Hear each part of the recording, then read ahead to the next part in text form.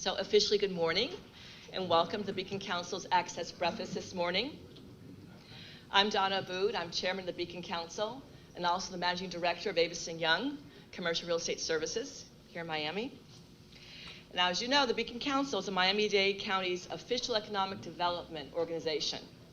Our mission is to market Miami-Dade County all around the world to get the message out. This is the ideal place to have one's business. With that, we bring new job-generating investments to Miami, and we help existing companies to expand here. We work to create opportunities for higher-skilled, better-paying jobs in our community. That's the goal. The Beacon Council helps businesses with location and expansion needs by offering a variety of confidential services. We've assisted 941 companies and have created more than 63,000 jobs and more than $4 billion of investments in Miami-Dade County. In addition to marketing Miami-Dade County and helping to grow business, the Beacon Council helps shape the conversation around timely issues and important community issues. Our Access Breakfast series is really our conduit to provide a forum for residents in our community on top issues, especially issues obviously that affect our local economy. Today we're featuring a conversation about the future of transportation in our county. This topic is near and dear to my heart. Now that Miami is a 21st century city, we are faced with big city challenges, and one of the most pressing issues today is transportation. How can we improve our transportation in our county today? I'm truly looking forward to hearing from all 5 of our panelists, 4 and George here, 5. We hope this is the beginning of a dialogue that leads to a transportation plan that links all modes of transportation through the county and also provides a revenue plan to back it up. Because you can do all the planning you want, but you've got to be thinking about the money to implement it. And you know, my personal belief running my business is I never want to hear we don't have the money. What I want to hear is how much money do we need, and let's make the plan onto getting it. And that's part of what this plan needs to be. I missed something here. I said I was thinking out loud, which is a bad thing. So before we get started, I'd like to thank our presenting sponsor, Bank of America. Bank of America is one of the world's leading financial institutions, and its commitment to corporate social responsibility is a major part of them doing business. They have this social responsibility both locally and globally. They want to play a role in creating economically vibrant regions and communities through its lending, investing, and giving. Through partnerships with community stakeholders such as the Beacon Council, Bank of America aims to empower individuals and communities to thrive. They contribute to the long-term success of our community and all of our businesses. Please help me welcome Sig Burial. Come on up, Sig. Sig is a senior vice president. Yep.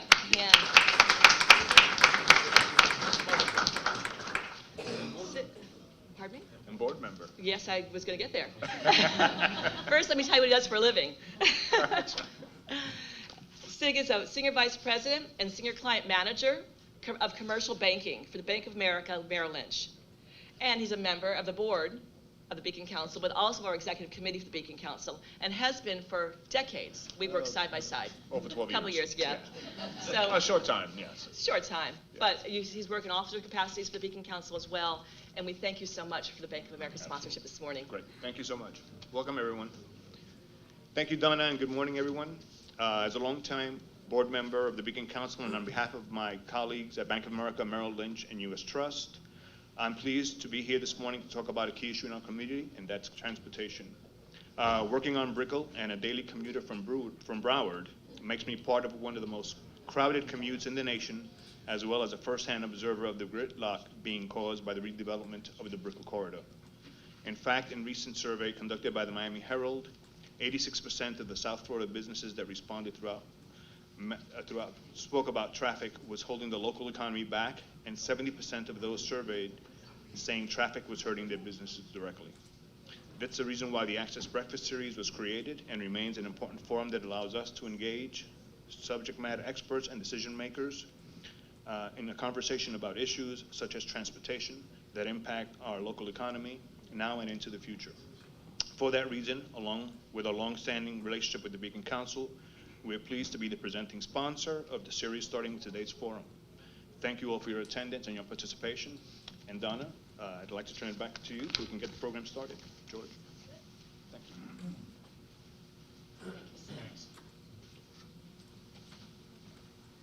Thank you again for Bank of America and your support, SIG.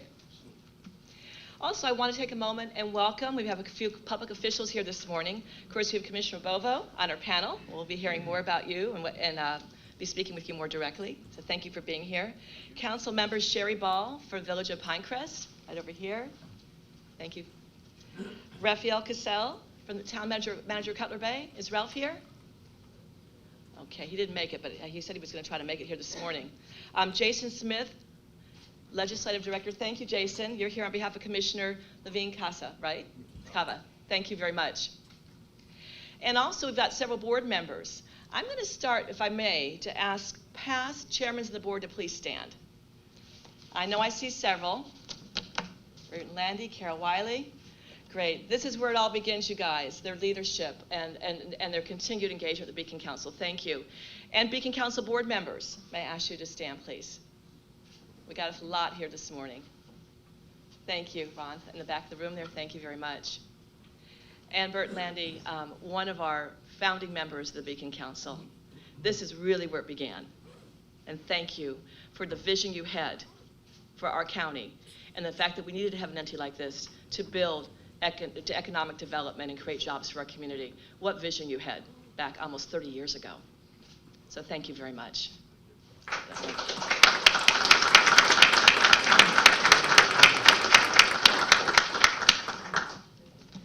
All right, let's get started.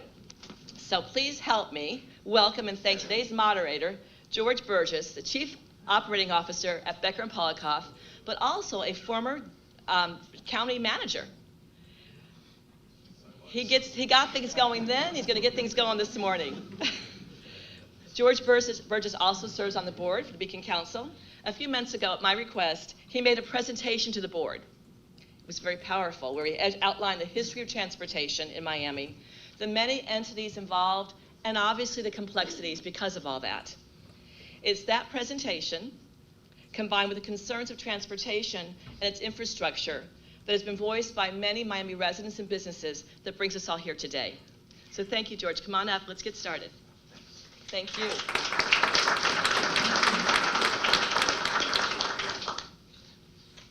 Thank you, Donna. Thank you, SIG. Thank you, B of A. Welcome, everyone. Good morning. I think the first thing that kind of crossed my mind as we talk about a very complicated topic. It may seem easy, it's not. There are a lot of issues, a lot of needs, a lot of priorities, a lot of funding challenges, a lot of understandable politics, frankly. But the one thing that struck me is we decided to have this conversation in Brickell, in the Brickell area, during a period of intense construction, while school is actually in session at 8:30 in the morning in Dade County. Kind of appropriate, right? And having said that, we have a lot of issues. I hate the word problems. I don't buy it. We have issues, we have challenges, we have opportunities. And those opportunities, those challenges are really a function of our dynamic community, frankly, of the growth we've experienced. And the fact that we're here being able to have this conversation is something we should be happy about, not angry about. The fact of the matter is, I think the only way to not have congestion would be to have nobody interested in being in our community. And the fact that we now have not only challenges moving people west to east, north to south, et cetera, we have challenges in our urban core. And that's an issue we were longing to see happen. Infill, Eastward Ho, it's happened, it's happening. It's a great thing. I'm going to make a few opening remarks, but before I do, many of you know the panel members. I think it's a great panel. But let me give a very quick introduction of each of them. I'm not going to read their bios verbatim. I would probably then be going on forever. But starting On the left side of the panel, the Honorable Steve Bovo. He's the commissioner from District 13, representing the Hialeah, Miami Lakes, Palm Springs North area, including some unincorporated area communities. Can I just say Steve, or am I violating? I'm not a county manager anymore. I can, Steve is the chair of the county's Transportation and Mobility Committee, and to be perfectly honest, just from being a reader of the news, a very pragmatic one, and somebody who's just saying, look, let's focus on some solutions. Let's get something moving. Let's not analyze things forever and debate things forever. Let's try to focus on achievable objectives and not things that'll take forever to accomplish. He has a reputation of a fiscal hawk, so he's probably going to challenge, that we need more money for things, which is okay. We may need more money for things, but having the debate is really perfectly appropriate. He's the past chair of the board's finance committee and the vice chair of the Board of County Commissioners. So he's clearly a strong leader on that board. Next to him is Alice Bravo. Alice is the new transportation director. It's not the transit director, it's the transportation director for Miami-Dade County. She started very recently, and her resume is very strong. I mean, this is somebody who had a career in the private sector, a career at FDOT, guiding, overseeing some very complex, large projects. I had the pleasure of working with Alice on a number of them, not the least of which was the Port Tunnel. After leaving FDOT, she was the a deputy city manager over at the city of Miami. Before that, a capital improvements director at the city, and in that capacity, championing transportation needs in the city. And now she has this very easy job of being the transportation director for Miami-Dade County. Piece of cake. To Alice's right is Jack Stevens. Jack is the executive director of the South Florida Regional Transportation Authority, otherwise known as Tri-Rail. Jack's been there he's been the director since 2013, but he's been either director or executive deputy director since 2003. And before that, he spent a decade at MARTA. And MARTA is the Metropolitan Atlanta Rapid Transit Authority. And so he knows a thing or two about transit and urban, suburban mobility issues. And last but not least, Harold Desdunes is a engineer. He's the District 6 Director of Transportation Development, District 6 of FDOT. Harold is responsible for the production aspects of the district, including planning, public improvement, public transportation, environmental management, design, right-of-way activities. He's doing much of, I think, the things that years ago Alice might have done. I have a feeling there was actually a handing of the baton that occurred some years ago there. No conversation of transportation and transit issues anywhere can be had without understanding the very, very important role the state of Florida has as a planner, as potentially a doer, and certainly as a significant funding contributor. So welcome, panel. I think it's a great group. Hopefully we'll have about 45 minutes to have a conversation. I'm going to start by asking some specific questions of the panelists, and hopefully we'll be able to squeeze 15 minutes or so, maybe more, for some Q&A. Remember, you can look at this as the glass is half full or half empty. And again, the only way to have no congestion is to have no growth. It's a byproduct of a strong economy. Some people say, well, how did we get here? What happened? How did this occur? Different people have different opinions, but I would submit to you that it's not one thing. It's many different things. It's years ago, affordable land in the hinterlands. It's suburban sprawl.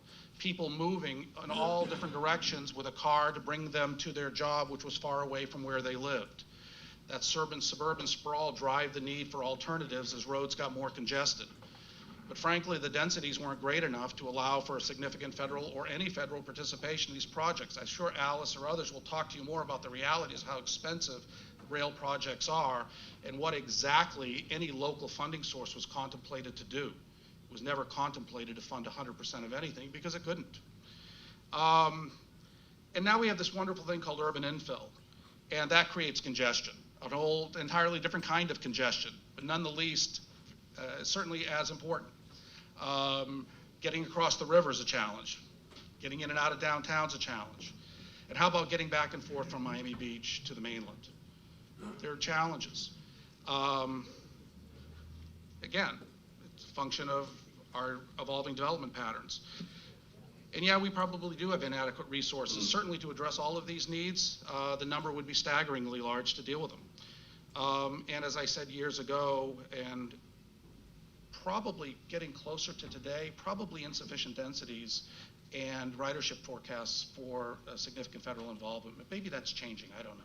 We'll find out. So where do we go from here? Well, honestly, I've been accused of being a bit of an optimist. I think, frankly, the fact that we have all of these competing needs and challenges actually presents an interesting opportunity, because when there's issues that really span everywhere and everybody has a different need, it may sound more complicated, but frankly, I think it just kind of gets the steam rising a little bit. It gets things more difficult, and sometimes I think tough decisions don't get made until, frankly, things are bubbling. That may not make sense to you, but I encountered that over the years and find it to be often rather true. So we're going to hear, I think, that their reality is there are different solutions for different needs. There are opportunities for creative solutions that don't all have to be, or any of them have to be necessarily heavy rail. We clearly have evolving development patterns, and we have these interesting people called millennials, some of which are in the room, many of which aren't. Many of the people in here I look around are clearly baby boomers, and they are wired differently than millennials. I have 2 millennials, and I will tell you this, they are wired differently, and I think it's very cool. And the way they approach things, their idea of transportation, mobility, congestion solutions are radically different than ours. They really are, and thank God they are, I think, because they're a little more affordable, if nothing else. So let's get started. And I'm going to start with a question for Commissioner Bovo, who, again, as I said, really has brought up I think, my opinion at least, a pragmatic approach to the conversation on transit solutions. But Commissioner, since you've become the Transportation Committee Chair, what have you observed as our transportation challenges, and how would you suggest we begin to tackle them? Good morning. How much time do I have? Not a lot. I'll try to be brief so everybody gets involved in this. Okay, so, I asked the chairman when he was elected to the chair, Sean Monestein, I asked him in our interview session of what I'd like to do, and I told him I wanted to be the chair of transportation.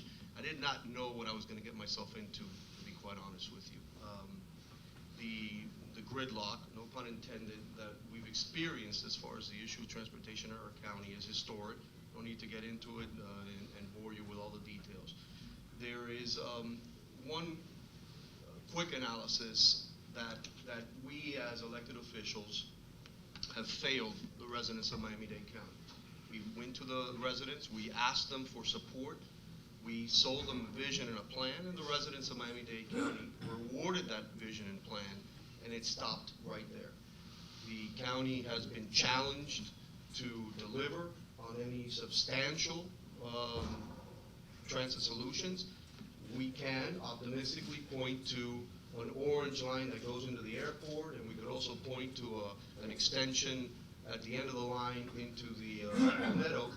But in reality, it doesn't do anything for folks that live east and west. They don't see it, they don't touch it.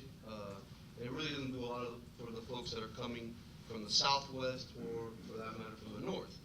So the challenge really for us as presented is how do we, quite honestly, how do we fulfill the promise of the PTP?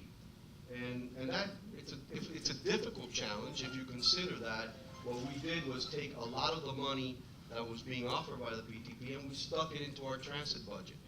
And again, not to point fingers at anybody, the reality is that's where we're at today. The question is now, how do we change the conversation from that reality to a holistic approach to transportation that meets all the needs? So we consider that today we have folks sitting in their car not at 7:30 in the morning, not at 8:30 in the morning. They're in their cars and locked in gridlock anywhere from 5:30 in the morning throughout the entire morning. Now, I'm going to give you a snapshot of my commute in the mornings. I have to take my daughter to Lourdes School, and consider that I drive from Hialeah out to basically South Miami. Now, 2 weeks ago, that drive would have probably taken me about 20 minutes. And I could have probably left the house about 6:45 and got her to school by 7:25, 2 weeks ago. Now that school's open, that same drive takes me about 45 minutes. I need to leave my house no later than 6 o'clock in the morning if I'm going to get her on time to school. That dynamic, as I drive going southbound on 826, I had the epiphany when I saw how much traffic is spilling out of the southwest end of our county onto 826 going northbound. It is mind-boggling to think that folks are stuck in their car. So then the question that I have for myself and for all of us, what happens to productivity? What happens to life quality? What happens to a person who has to literally dedicate 2 to 3 hours a day in commute, and that's being generous? What kind of impact does that have on the quality of life in our county? And then how do we now start moving the conversation to give those folks an alternative? Now, if you add the MDX component to this, and if you start calculating the amount of tolls that many folks are paying, particularly in the west and the southwest end of our county, it's safe to assume that there could be households, not individuals, but households that are paying anywhere from $2,000–3,000 a year in tolls. If you add wear and tear on your car, parking in downtown, if that's their alternative, imagine the amount of money. That's a vacation for many folks. I know it's a vacation in my home. So we need to now look at that dynamic and then simply ask the simple question: can we deliver on the promise of the PTP with the existing funds that are available without having to go back to the taxpayers and asking them for more money, whether it's another half penny or some sort of bond capacity that's tied to their homes? And I'm not going to be a participant of that. As it was mentioned earlier, I am a fiscal hawk. I'm a father of 5. I have no problem saying no to my kids. And the reality is that the residents have said to us, we've given you your money, now make the reality. And that's, in essence, that's our challenge. Alice, as the new transportation czarina, you have an extensive background in transportation, a great deal of knowledge and understanding of the issues of congestion and alternative transit solutions. How do you plan to address the mandate that the mayor has given you? Well, I've always pictured our transportation system, whether it's transit or the roadways, as the circulatory system of a body, and the body is our economy, the economic engine of Miami-Dade County. So in order to have a strong, healthy body, you need to have a very good circulatory system. So I think it's imperative that in everything we do, we prioritize the projects that give us the greatest benefit. And the mayor's vision was to combine all the transportation functions of the county under one person, to eliminate incompatibilities in strategies from one department to the other. And just in a few weeks of talking to the different groups of the staff, you can find synergies where one group benefits from the other. But at the end of the day, we need to make sure we have a seamless transportation system. And a big aspect of that is finding the synergies. If you look at our bus system, the buses are mostly sitting in traffic. So if we can identify the bottlenecks on the roadway systems, provide bus pullouts, et cetera, facilitate both movements, and so they can complement each other. But I think the important thing is to focus on 2 aspects. A, we have an existing transit system, and we have fairly strong ridership. We have an amazing Metro Rail. We have the People Mover downtown. How do we get more people to use this system? So our first focus is to get what we have and make it clean, safe, and reliable. And we have all kinds of different initiatives that we've developed in the first few weeks to get that going. And at the end of the day, we want to graduate from clean, safe, and reliable to convenient, and provide incentives for people to use our transit system, eliminate the hurdles that keep people from using the system, and a lot of it has to do with the first mile and the last mile issue that everybody's aware of. And I think we're fortunate in several aspects. A, we have the new generation that doesn't necessarily want to have a car. You know, the fact that we have this demographic that's just waiting for us to get this right, I think, you know, the timing is amazing. But also, we're blessed with the advent of technology. So I think there are a lot of things that we can do with on-demand type circulators and fill that gap of how do you get somebody from the house to the bus stop to the Metro Rail station. And at the end of the day, my goal is to have a bus system that is intuitive and frequent enough that people don't have to refer to a schedule, don't have to figure out a circuitous route, and they can just use some type of on-demand technology, get to where they're going, and they know that there will be a frequency of service that makes it conducive for them to use what we have. You know, if you look around, we have the notorious bottlenecks on different roadways, and I was driving, we have now bus preemption on Kendall Drive, for example, but at one point, one stretch of Kendall Drive, the queue to cross the signal on 97th Avenue goes back 1 mile. So the great signal preemption on our bus system doesn't really help in that situation. So we need to find those synergies and get everybody going.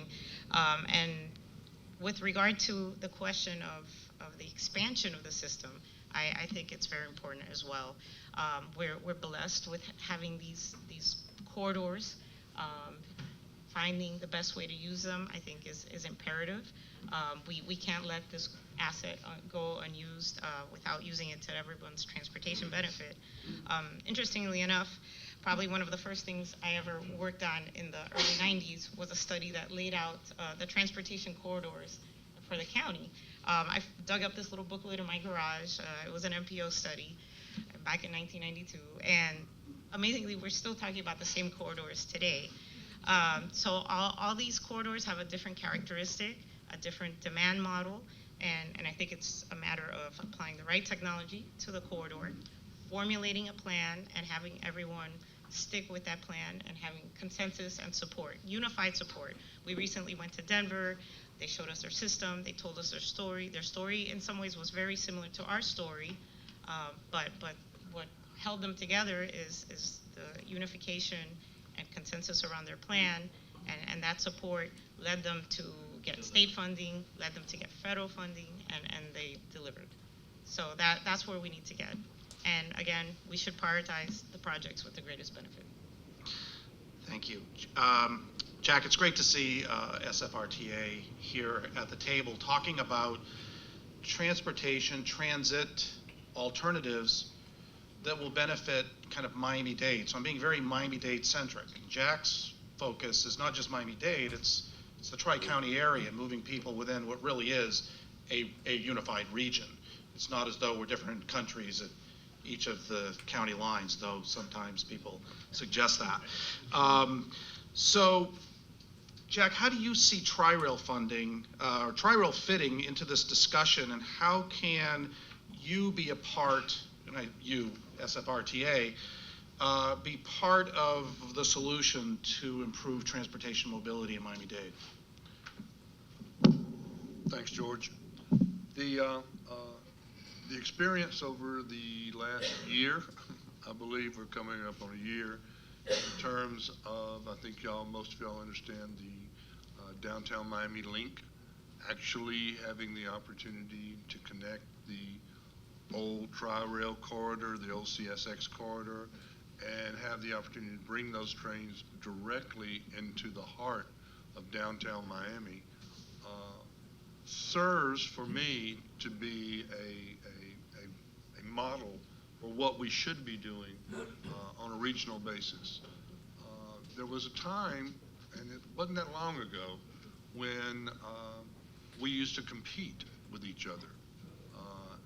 There's certain amounts of funds, and there's no more funds that we can get sometimes. And like Alice, her role would be advocating for additional heavy rail. I would be competing with her for Tri-Rail, additional funds for Tri-Rail. there seems to be a change at this point where more and more individuals, and so many of these are in the business community. The business community is the canary in the coal mine. I mean, I believe most of you are here because you see what's going on around you. You see the opportunities for development. You see the densities occurring, and you know clearly that we haven't got the circulatory system that Alice needs to create.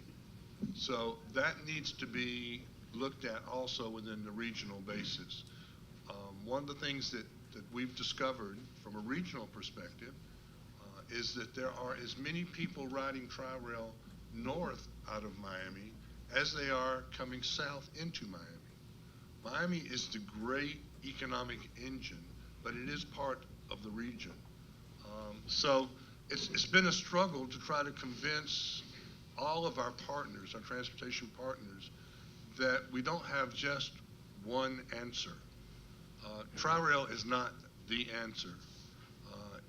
Miami-Dade Transit is not the answer. FDOT Roads is not the answer. MDX is not the answer. They all have a piece of the answer, and from a regional perspective, pulling this area together, we all have to cooperate and work together to give and take to get what we need to move forward. So my idea is that I understand that Miami is the gorilla in the room.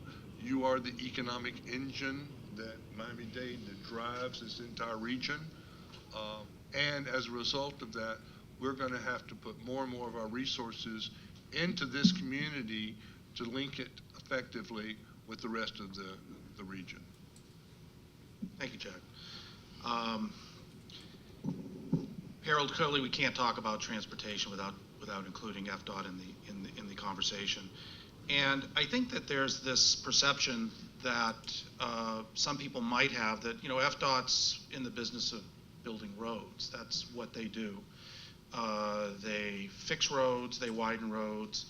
And I think it would be helpful if you kind of talk about the work plan a little bit, not just crisply, you know, what is in that work plan, and is it all about roads, or is FDOT kind of recognizing the reality that you can't build enough lane miles of roadway to solve the congestion?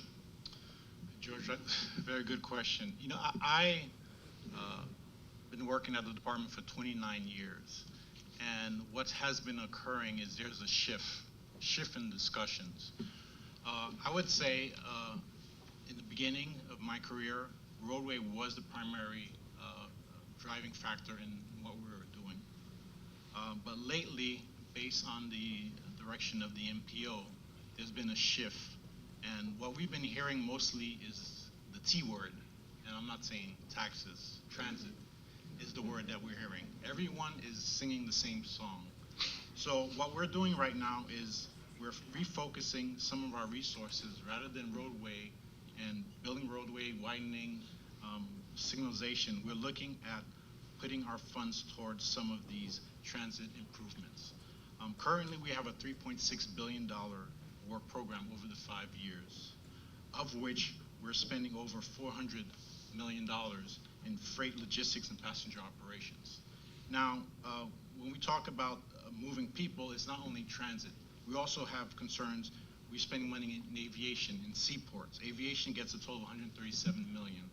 In addition, the seaport gets $16 million because we have to keep the economic engine moving, and you know the Panama Canal is about to be expanded, so we need to ensure that we remain competitive. So there's a bunch of different interests going for the same pot of funds.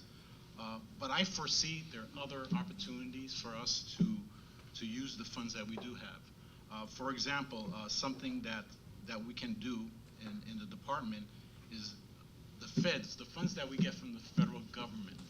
There's an opportunity to flex those funds. They don't only have to go towards roadway improvements. They could be transferred to the transit, Federal Transit Authority, and used for specific projects that relates to what Alice was talking about. And recently, the MPO has asked us to move forward with 3 corridors, to evaluate transit on 3 corridors. The first one is 27th Avenue, the second one is Kendall Corridor, and the third is Flagler, which is part of the promise that was made in the past. Now, let me share with you some of the issues that I foresee. A lot of times there was commitments made about the half cent, what we're going to do with it. Now, how do we get these projects moving? I feel this is sort of like a baseball game. And in the past, everyone wants to get up to bat, and assuming each project was up to bat, and hit a home run. Which means that we want to go through each phase. We want to have all the funds in place. We want to have the PD&E funds. We want to have the design funds. We want to have the right-of-way funds. And we want to have the construction funds at hand before we could begin this project. My vision as a department is, rather than worrying about hitting that home run, let's go for that line drive. Let's go for that bunt. Let's get these projects into first base, the first phase. Let's get the project development environmental study out the door. As soon as you get that approved, let's get the design phase. And I feel that if we get these studies kicked off, moving forward, the additional funds that we need to get the construction going so people can actually see projects out there will happen. I was also at the Denver trip, and one of the main questions I've asked was, how long did it take you to get these projects going? When they went the state route, it took them a total of 3 to 4 years to actually see construction out there. When they went the federal route, it took 8 years. So it's not something that you're going to hit a home run immediately. It takes several steps in order for us to get where we need to go. So let's begin taking those steps right now so we place ourselves in a position where we could ask for those funds. Yeah, agreed. Can I piggyback off of something you just said? And I think it's very important to understand it. As policymakers, we go to Tallahassee and we go to Washington and we have conversations with other elected officials as far as all these items are concerned. And I think it's very important to share with you sentiment that I get from my colleagues. One is, forget the federal government, okay? They don't have their act together. There's not a reauthorization of transportation budget. It's chaotic right now, and it's going to stay chaotic for a while. Our state partners, personal friends of mine who serve in the legislature right now, have flat out told me not to count with the state of Florida because they don't feel that we have a plan in place. And what they're not going to do is they're not going to start putting money in some sort of kitty, hoping that Steve Bovo or Commissioner Monestein or name your commissioner is going to deliver on some project. Now, that's a real serious problem when you start thinking that we start drying up potential sources of funding without a serious plan in place. So the question really lies in, do we have the ability locally to start moving that dialogue and starting the conversation where can we start delivering something that grabs the attention of our stakeholders in the state, and at some point whenever the federal government gets on board to say, okay, now they're moving forward on something. And there is a couple of things that are going on. All aboard Florida, if you go down by the county government building, you see the activity that's going on with all aboard coming into downtown Miami. Tri-Rail will be there.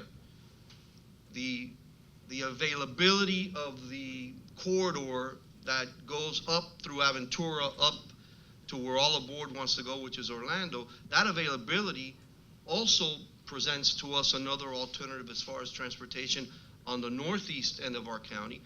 So if you consider Tri-Rail coming in from where they come in now into downtown, and then that corridor in the northeast going up to the end of the county, you're feeding about 1 million people that live in the north end of Dade County. That's a serious commitment and a serious alternative for a lot of those folks up there. But I think it's critically important as business leaders that we understand that unless we holistically have a plan that makes sense, is deliverable, and is something that gives an alternative, going to Tallahassee and going to Washington to speak to them about funding is a monumental waste of time. And if we do that, where we're competing with different corridors to see which one gets in front, guys, we'll be at this conversation for the next 4 or 5 months, or years, actually. Yeah, and think of this tri-rail opportunity up the coast, the coastal line, whatever, northeast.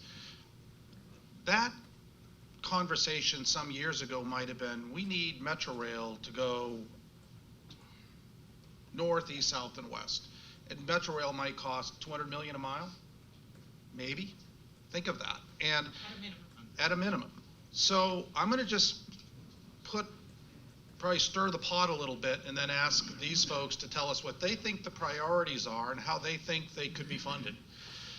This whole issue of dedicated funding for transportation. I think the county went to the well with the public 5 times, and the public said no 5 times. I'm pretty sure that's correct, at least 4. And then in the late 90s, or maybe around 2000, the voters supported not a full cent, but a half cent for transportation, not for transit. So there's a half cent instead of a full cent. The premise was we can't compete for federal dollars unless we have local dollars available so that we can show the federal government we have money too. So that dedicated funding for the transit component of the program, and there's a bit of the problem because there were more components to it than just transit, would have been, in the minds of folks, perhaps 25% of the total project cost. Now, your business folks, think about this for a minute.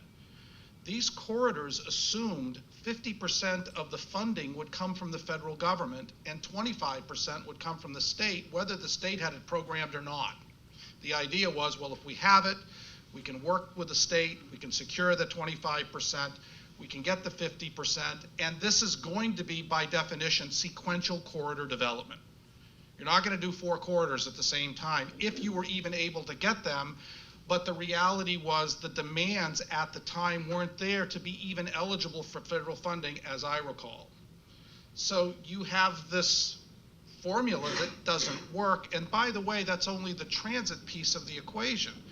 The half cent also was funding highway improvements. It was funding projects in municipalities. It was funding, it funds, I think it subsidizes free fares for seniors on buses. I believe that's true.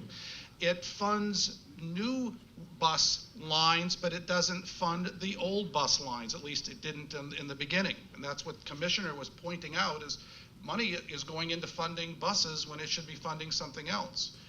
But if the sales tax is to fund the new lines, but the budget realities are forcing the older lines to be reduced because there are funding constraints, tax limitations, then you would be funding new lines that by definition are feeding into old lines, but the old lines aren't there because the budget has cut them.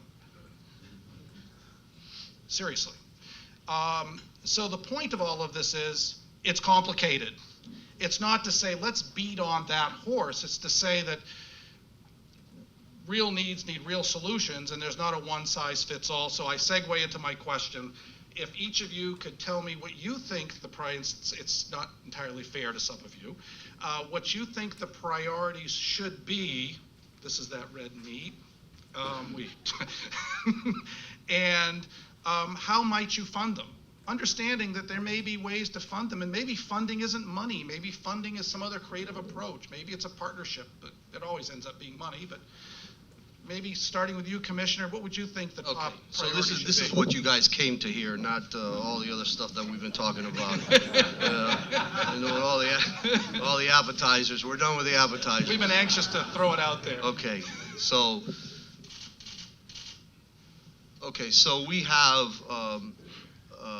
this PTP campaign. I don't know how many of you remember the PTP campaign. Now, how many of you remember embracing that whole idea of buses? You remember that? Remember how we're going to embrace buses? Oh, you didn't get that. They didn't get that part. How many of you remember that we were going to be expanding Metro Rail all the way out to FIU, and we're going to closing the loop? You remember that conversation, right? Because one of the things I found out very quickly when I got to the county, you guys ever see that show, or it's a movie also, Chicago? when the lawyers start singing, give them that old razzle-dazzle. The county's very, very good at that. We do that really good. So we're going to give you this, but in the fine print, we're going to fleece you. And that's what happened. In the fine print, George is absolutely right. In the fine print, it talked about transit, it talked about buses, it talked about roads and whatnot, but that wasn't the public campaign. That wasn't the hook that got you to go to vote and say, you know what, I buy into this vision of Metro Rail, because even the most common sense Wajito in my district, okay, would tell me, why did they build this thing going north and south when our county was growing east and west when they talk about Metro Rail? So now we have this laid out in front of us. And Jack was very instrumental in educating me on how much rail lines, almost dormant rail lines, we have throughout Miami-Dade County. And, he said, wouldn't common sense be use these rail lines? What about if you activated those rail lines and started giving folks alternatives? And, the more we digested that, the more we looked at it, the more we kept saying, well, why not? Why not? So we wanted to bring this map and kind of show you what we believe is a vision of what transit could be like in Miami-Dade County. And we have spent 6 months basically just working on this and hashing this out, trying to come up with a vision, and more importantly, how will we pay for it? So if I could direct your attention to that blue line, if I might. This is the MIC. If you've never been to the MIC, I invite you to go to the MIC. It's outstanding. It's one of the things that government has done very, very well. It's underutilized though. But in the MIC, you have Metro Rail, you have Tri-Rail, you have Amtrak, all converging at the MIC. The MIC literally becomes your grand central station of Miami-Dade County, linking right to the airport. Okay, so those that live in the south want to go to the airport, you take that orange line, which is the same line, folks. It just tells you don't get off on Arlington Heights and keep forward. You didn't have anything to do with that though. And it takes you into the MIC, and from there you could go into the airport. Okay, that's a service line that I think is very important for those that live down south. The MIC becoming your hub, your grand central station. This blue line is in actuality an existing rail line that is owned by, my understanding, FDOT has a piece of it, FEC may have a piece of it, and CSX. And it's basically used, from my understanding, once to twice a week, and that's on a heavy week, okay? This line, in essence, it's dormant, but CSX owns it. So we've had conversations with CSX, and we're going to be encouraging, and here's where you guys have to be a participant. To activate this line, which is about 11 miles from the MIC out to 137th, correct, Chris? Correct. To 137th, it would cost us $100 million to activate. Total, 11 miles. If you were to take Metro Rail out there, it would cost you $1 billion. Now, I wasn't good in math, but this math, I think I'm pretty good at, okay? Now, you would ask, well, wait a second, CSX owns it. What about them? The state has shown the ability to buy up these lines and then be able to use it for transit. And it's something that we should encourage our state stakeholders, state representatives, state senators, our governor, the head of transportation, that they should be looking at this corridor. Because if the county could hold it, whether the state bought it or we bought it, this is a real alternative for all those that live out west of Miami-Dade County that could pick up a train, a commuter train, and get you from 137th to downtown in about 35 minutes. It could get you to the MIC in 20 minutes, and from the MIC you could go different locations. This is what we would envision as a real priority that deals with a high traffic area heading east every morning. The second phase that we look at is at this green line, another rail line. This one, as far as we know, is totally inactive. Nothing happens there. There may be an occasional train that kind of moves through there, but it's rare. This is another rail line that's roughly 24 miles. We haven't done all the studies on that, but we believe the same variables that go to east-west will apply here. This could also serve all the way down to Florida City. Again, another opportunity to deliver on the promise of the PTP. And notice I have not talked to you about going out to get any new money or any conversation like that. Our estimates from CITT and the mayor's office are estimating that within the next couple of years, 6, 7 years, PTP funding availability for us to be able to go out and bond it could be anywhere from $2 to $3 billion. Okay, so there's opportunity there, not only to be able to do the construction of these lines, as far as what you have to do, the capital expense. The next steps, obviously, is how do you maintain them? And we have some ideas on how to maintain them also by being creative with our financing. Transportation hub, TIFs, where the money generated out of the area is invested into the line. Commissioner Diaz yesterday presented a resolution before the commission to allow flexibility to take, instead of road impact fees, use them for transit. We're going to take it a step further. We're going to introduce legislation that would create transit fees only on transit lines. In other words, start feeding the rail line to be able to create that movement that's needed. And we think these two will be real viable alternatives as far as moving from southwest and from the west out toward the MIC as your hub. Thank you. Well, there's two alternatives that are a little less expensive. Alice, and understanding this is a tough question for you.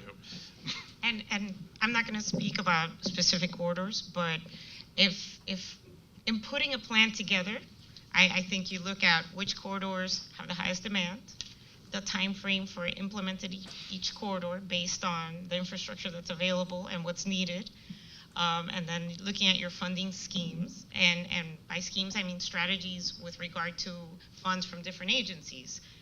Obviously the county funds, FDOT funds, MDX funds, and look at those together. So you're suggesting conceivably toll revenue from MDX could, I know legally it could support transit projects as opposed to exclusively road projects. And I believe as MDX was created, it was created with that intention that they would provide capital funds towards transit projects as well. So different funding partners, and then prioritize those. And so there are the projects that can be implemented quickly. And when you have the projects that, because of whatever variables, take longer, I would pursue the federal funds for those projects as well. There are all kinds of cities across the country that are lined up with projects. Denver received federal funds for 4 different corridors. I believe Baltimore is receiving $1 billion. San Francisco's lined up to receive funding for 4 corridors. So we need to get in that line because as we implement the projects that we can afford locally in the first 5 years, then we'll be ready to have the federal funds kicked in after that time frame. So this plan, we need that network, and we need to know that it's not all going to happen at the same time. Understood. Jack, I guess as you touch on this, I mean, how much what are we looking at as far as a cost for a coastal line? Coastal line currently. Northeast State. Right. I've got yes. I got one slide. The coastal link all the way up, Tri-Rail Coastal Link all the way up to Jupiter is estimated in terms of capital cost as $800 million. The operating and maintenance cost is still in discussion, and it depends on so many variables. I would say like 150, $200 million annually, but that depends on a lot of different things.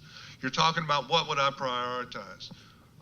I've already worked with Alice and Commissioner Bovo and everybody else I can find, and a public-private partnership, we haven't talked about those very much, between us, Tri-Rail, and All Aboard Florida FEC Industries.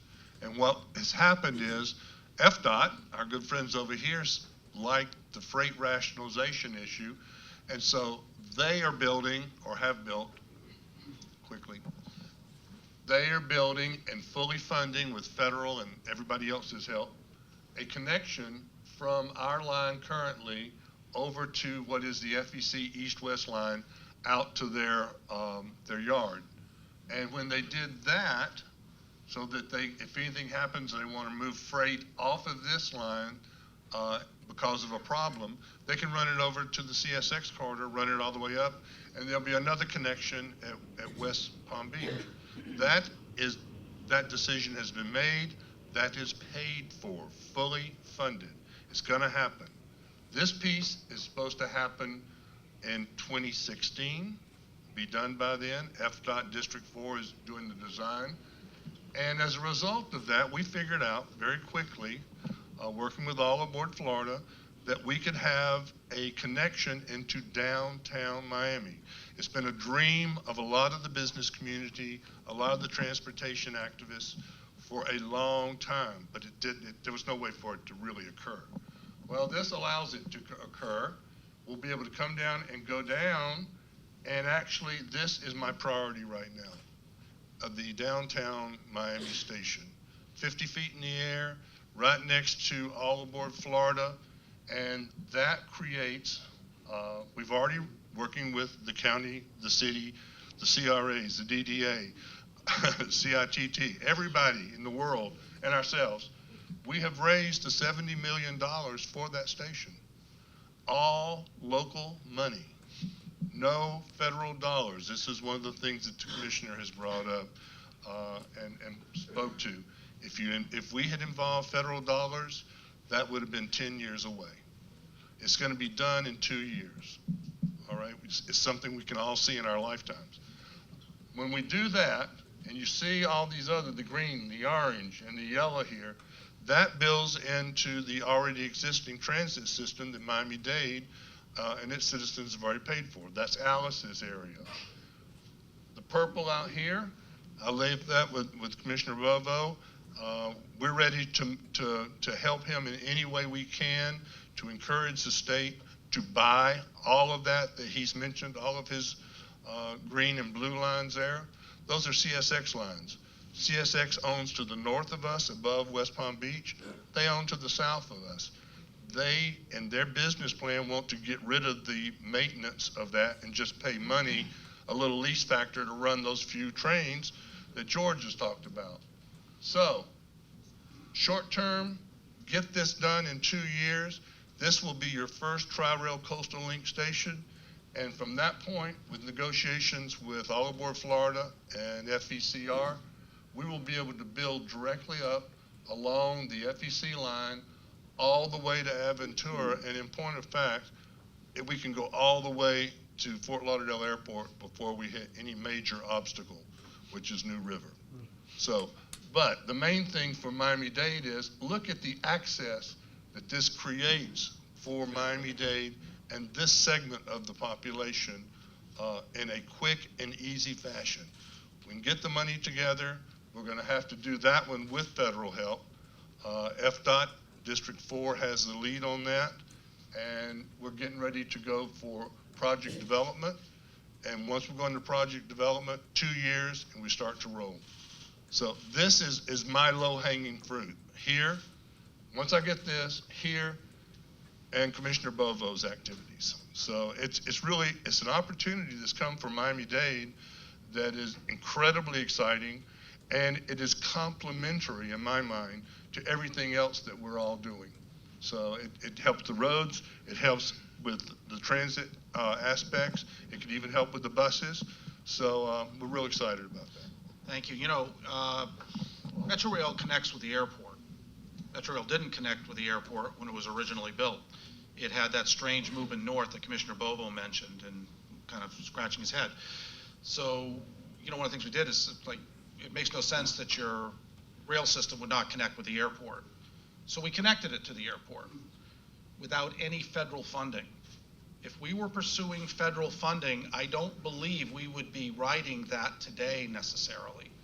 That opened about 5 years ago, 4 years ago, 3 years ago. Yeah. We would, there's no way, I find it very hard to believe that through the federal processes, we would be connecting to the airport today.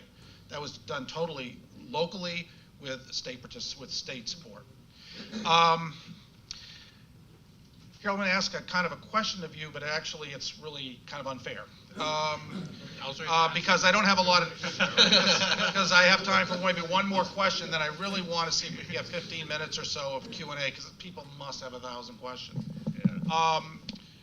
The state has, FDOT has, and now the state of Florida does otherwise, and the county has a strong home rule charter, which actually permits this as well. But public-private partnerships, the idea of the private sector getting involved and working along with government on a long-term relationship. It's how we built the Port Tunnel. It's a long-term, it's design, build, operate, finance, maintain, and it worked.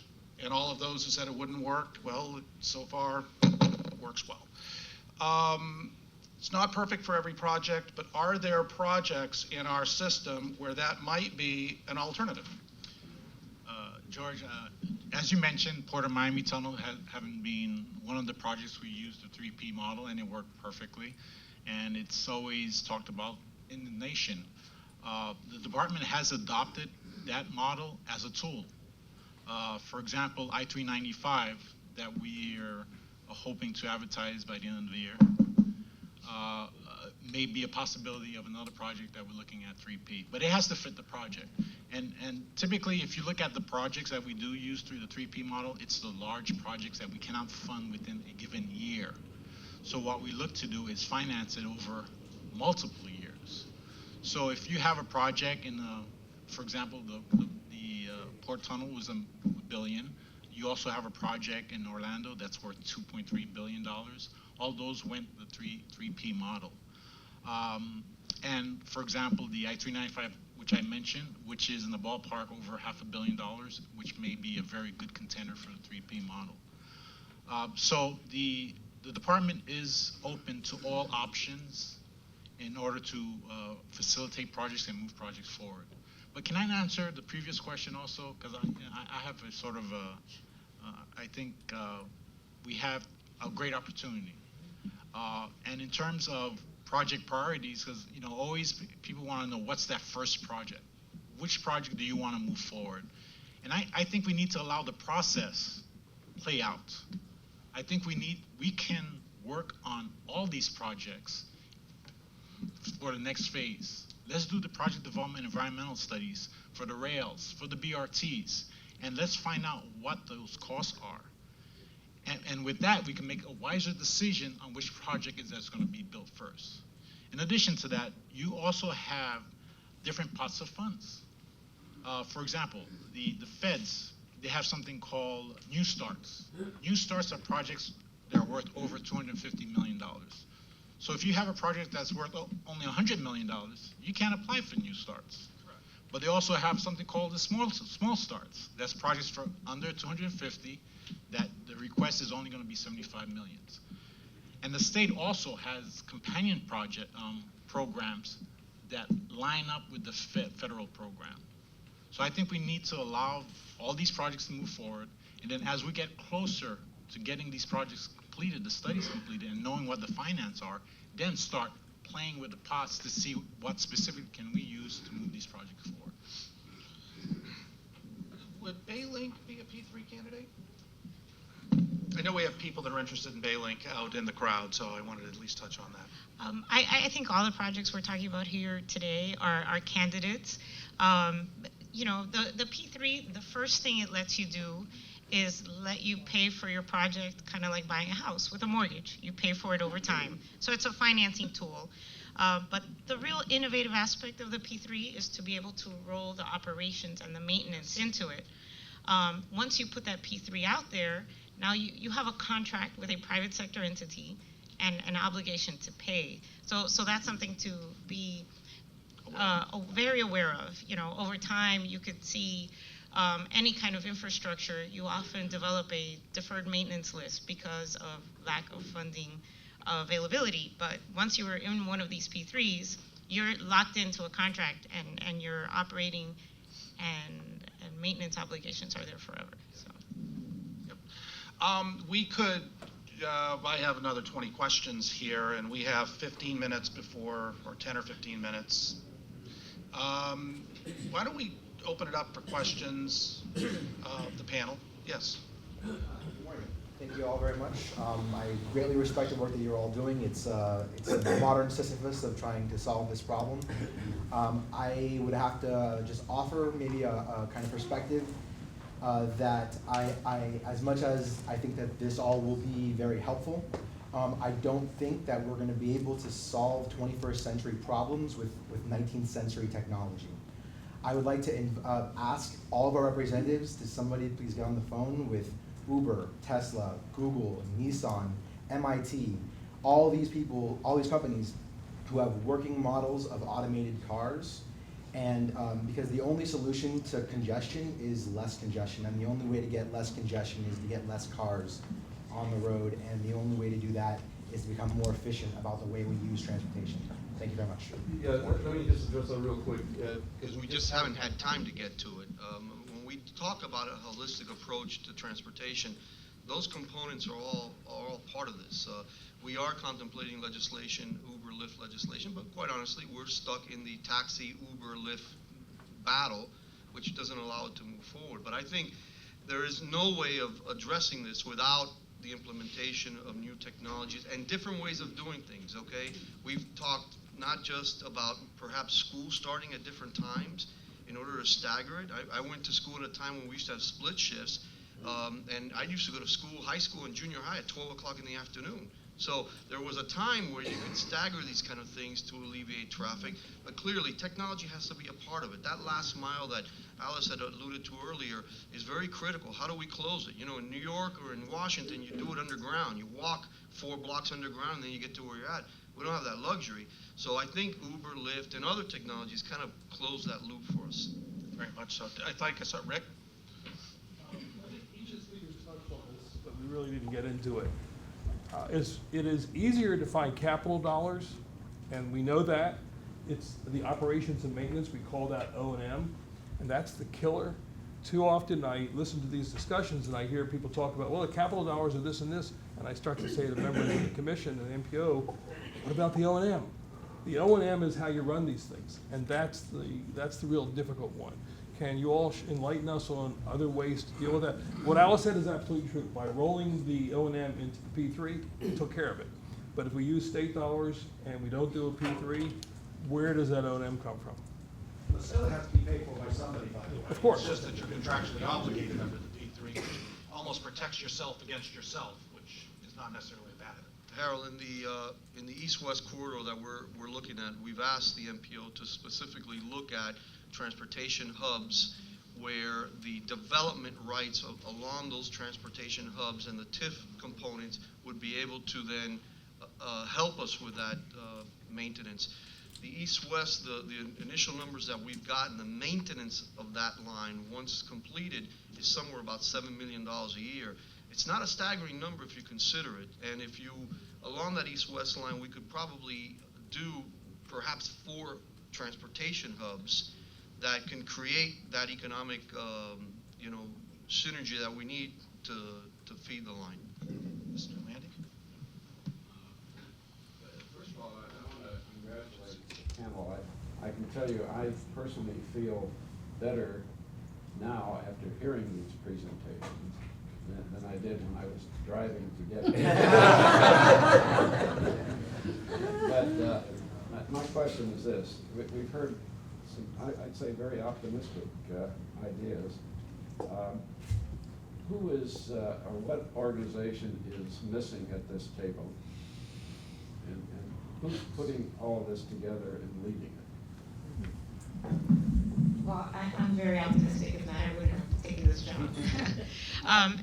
The real answer is we have something called the Metropolitan Planning Organization, and they were created by federal law in order for this region to receive federal transportation dollars. That's why they exist. And their sole purpose is to make sure that all these different agencies are coordinated and that we work together to prioritize the projects. And that being said, I think the onus is really on this side of the table. We are the technical transportation leaders in this community, along with other agencies that aren't here. And it's really incumbent upon us to work together, formulate the plans, come up with the ideas, and take that to the policymakers so that it's easier to gain that consensus. I'm not sure about this, but I think I read in the paper that there was a recent meeting of this MPO, but there was not a quorum that showed up. Now, is the political will here in our county to show up and really do it? That's a good question. And the MPO recently was assaulted in Tallahassee with some legislation to try to revamp it. Members of the commission pushed back against that.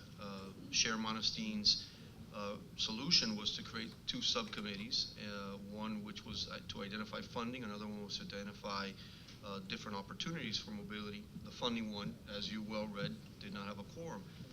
And you know, it's bothersome. I will give you that. It's very bothersome. This, to me, seems to be the #1 priority in our community. It's being talked about at different levels, from the very low to the very high ends of our community, and not to be able to get a quorum. But that's not brand new for the MPO. We've had struggled in the past with getting quorums, you know. And I don't have an easy solution. The solution that I would offer would be very painful to many members of the MPO. Can I add to that? You know, I think it's important point you brought up, and I know the focus is on the MPO in laying out the plan. They lay out the plan, but the execution of that plan, it's upon us. Department of Transportation, the local Department of Transportation, and the state Department of Transportation. SFRT, it's all of us that really have to execute these plans. And then at times, we need to set those expectations to exactly what we can and cannot do. A lot of times, I think we have MPO meetings, and there's discussions. And sometimes, the total story is not given right there. We don't give the MPO sometimes the entire story in order for them to assess the next action. And I think it behooves us to give them the right information so they can start making those right decisions. And starting from now, you see the changes already. The Miami-Dade County has revamped what they're doing.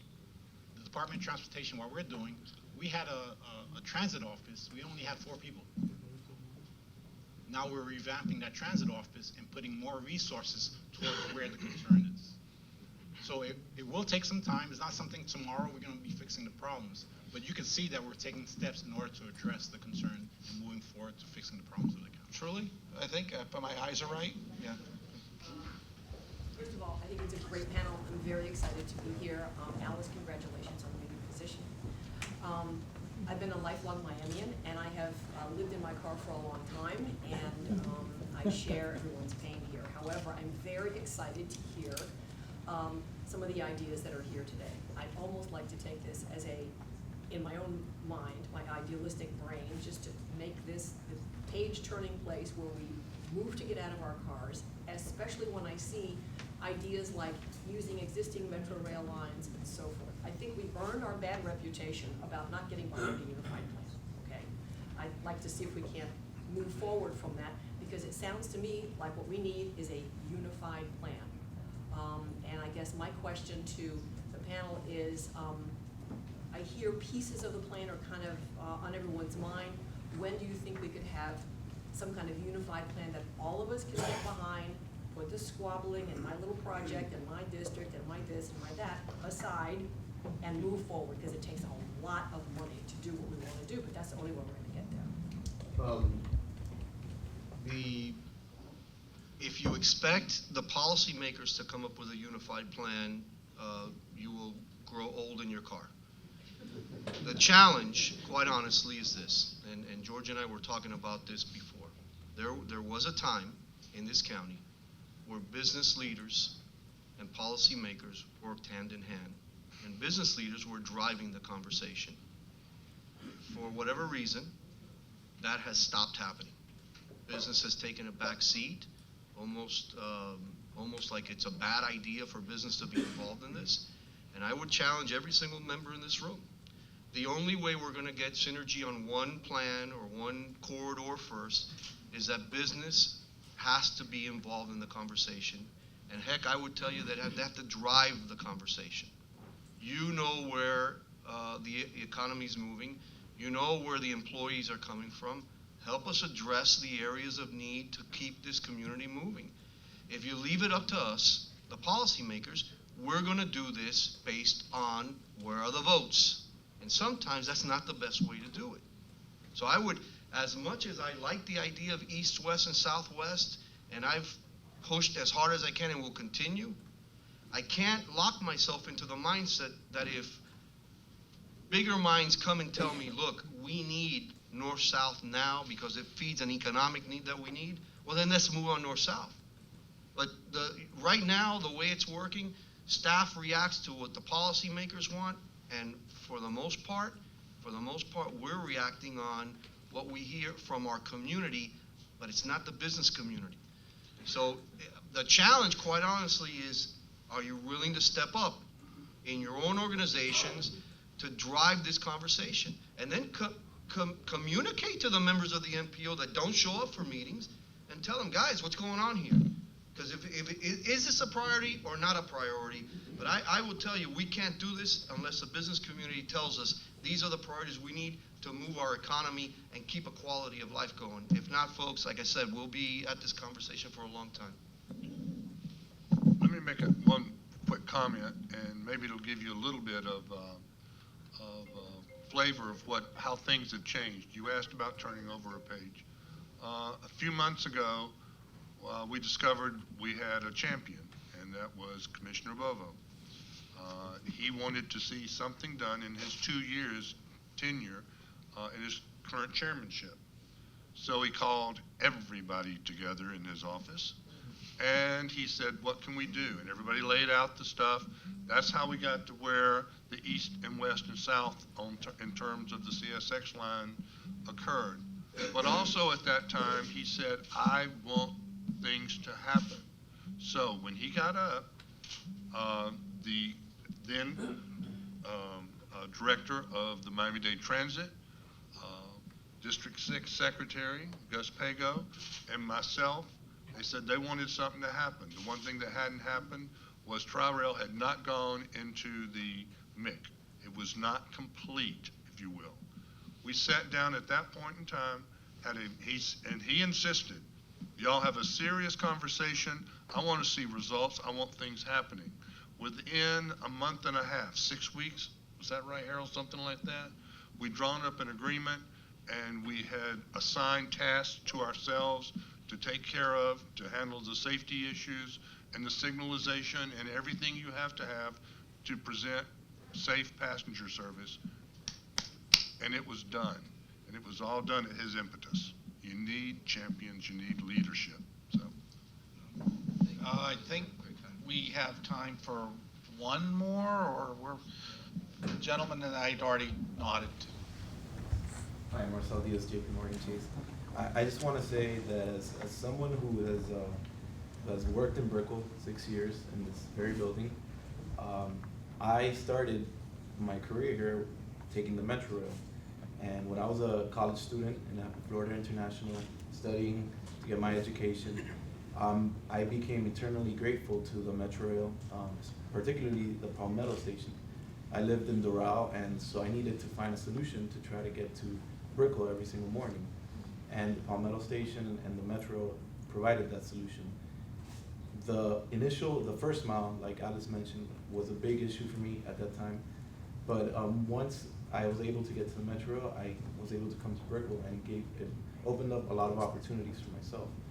So I'm very excited to see some of the projects that Mr. Bogo and Director Stevens highlighted today, because I think that east-west connection is going to open up opportunities for a lot of individuals like myself I think business owners are gonna love it for, for the prospects of getting more employees into their companies.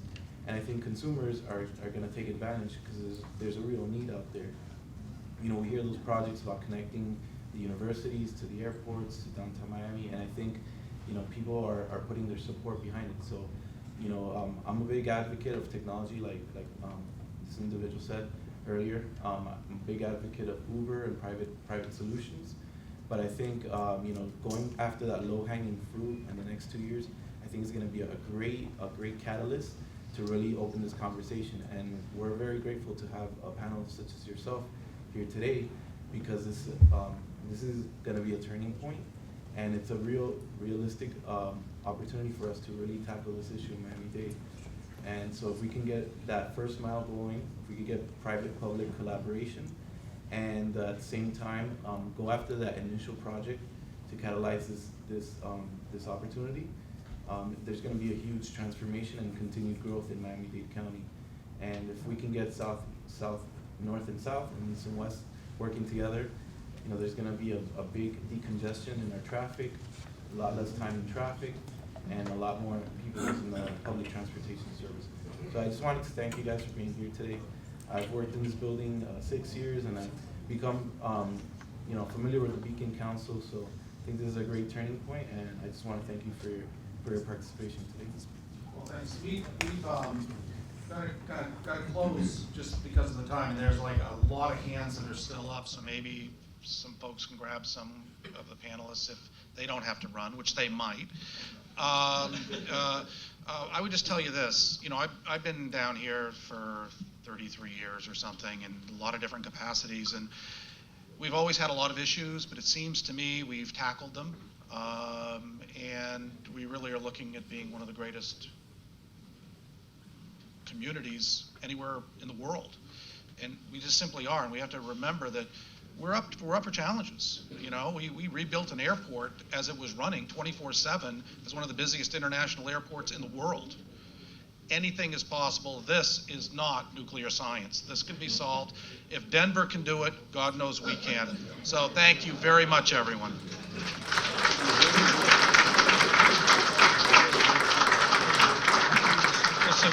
George, thank you so much for your leadership, and I just wanted to get in here. Larry Williams, the CEO of the Beacon Council. Just wanted to thank the panelists, Commissioner Bovo, Alice, Jack, Harold. Thank you so much for taking your time and really enlightening us. Also, thank you to Bank of America. I've got to thank our leadership here at the Beacon Council, as well as our member investors, and all of you have come out to support this. Really, at the Beacon Council, as we look at this, we're really looking at things that can inhibit or enable economic growth. And if I think about the things that I've seen around the country, every one of these growing cities are grappling with this, and they've had a lot of hard turns. Atlanta voted down transportation expectation. Seattle went through lots of things to expand a monorail that was then voted down, and then they had to figure out how to get the land back where they had implemented eminent domain. These are messy things, and whenever I really think about this as an enabler of economic growth, the future is ours. This is the opportunity for us to really shape our future, and it's going to impact every resident and every business here. And when I think about it, really our number one industry in this county is trade and logistics. This is going to be a huge enabler for that. The future really is not ours, it's our children. Fair enough. And everything that we're talking about lays the foundation. Probably is not for us, okay? And it lays the foundation 15 years out. These things are long-term solutions. I agree with you wholeheartedly, and it's a good thing, but we've got to start today. Yep. But it's going to affect the residents, it's going to affect our industry, it's going to affect this growth industry of information technology, these young entrepreneurs, folks like Marcella, how he plans to get around in this county and get around in this future. They want it, we need it, we can lay that future. So you mentioned long-term, everybody points to the Research Triangle Park, has great traffic issues now. That vision of Research Triangle Park started in the 50s. Started today, that's it, started in the 50s. Denver, 15 years in the making now, and still growth. We got to start. So thank you for letting us surface this conversation, and we look forward to the partnership. and have a great day.